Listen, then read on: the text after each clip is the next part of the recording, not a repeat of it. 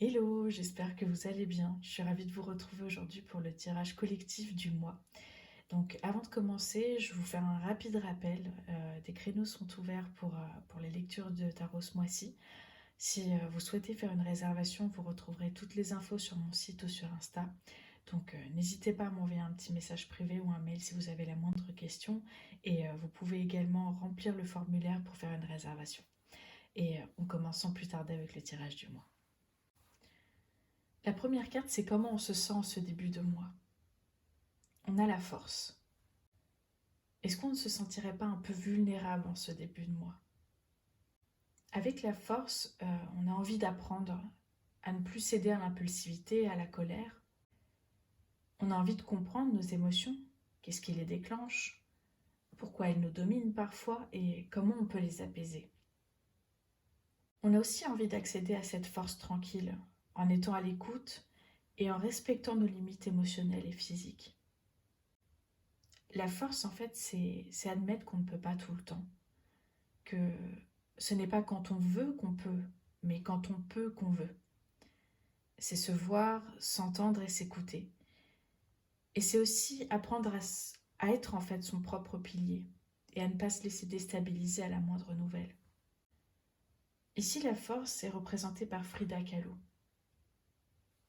Frida avait un handicap et des douleurs chroniques, donc c'est un secret pour personne. Et elle était contrainte en fait de porter ce corset pour soutenir sa colonne vertébrale et elle est longtemps restée alitée. Donc elle a dû composer avec son handicap. Et si je dis pas de bêtises, c'est à cette même période en fait qu'elle a commencé à peindre et, euh, et qu'elle a déclaré « Je ne suis pas morte et j'ai une raison de vivre. Cette raison, c'est la peinture. » Peut-être qu'en ce début de mois, le message de la force, c'est de trouver ou de retrouver une raison qui nous ancre dans la réalité, dans la vie, dans le réel. Et de prendre conscience en fait de notre courage dans des périodes vraiment pénibles, parfois sombres. Frida en force peut vraiment nous inspirer à créer de la beauté à partir de nos luttes, qu'elles soient personnelles ou collectives. Et j'ai envie de terminer sur cette citation d'Antonio Gramsci. Il faut avoir une parfaite conscience de ses propres limites, surtout si on veut les élargir.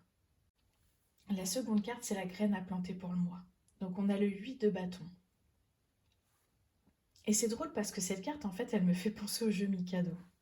C'est comme si ce 8 de bâton, en fait, nous invitait à prendre le temps d'enlever un à un les bâtons entremêlés pour définir ou redéfinir, en fait, une direction à notre existence et nous aider à atteindre notre cible.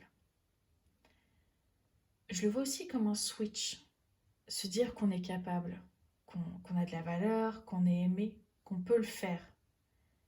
Le faire en fonction de nos ressources, comme on le voyait plus tôt avec la force et la citation de Frida Kahlo.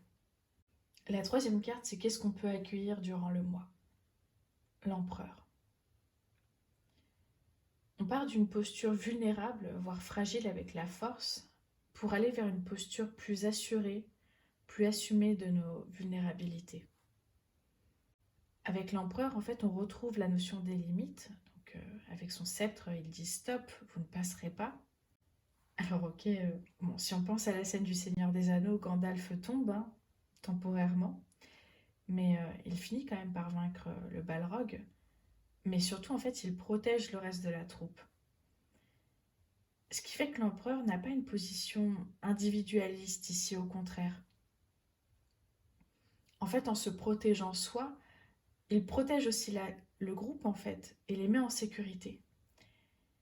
Et ça évite qu'il devienne despotique, qu'il détourne la force pour son seul bénéfice, parce que l'empereur travaille de concert avec la force. Il voit, il entend, il écoute. Donc on accueille la confiance en soi, le fait d'être capable de compter aussi sur soi-même.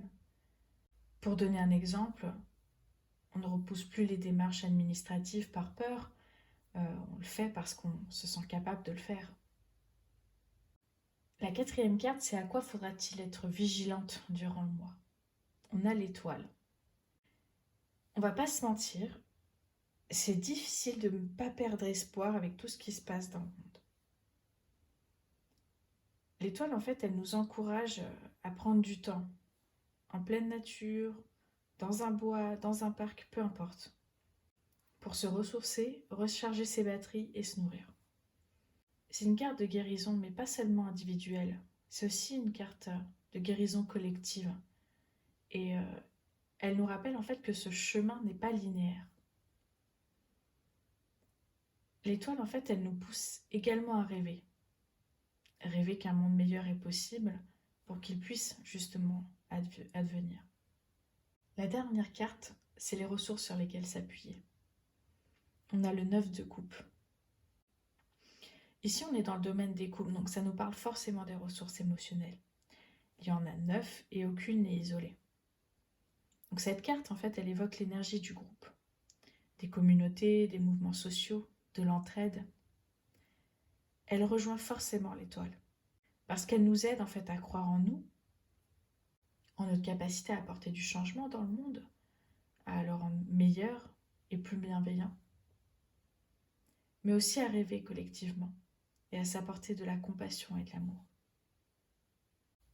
Voilà, j'espère que ce tirage vous parle et vous apporte des clés.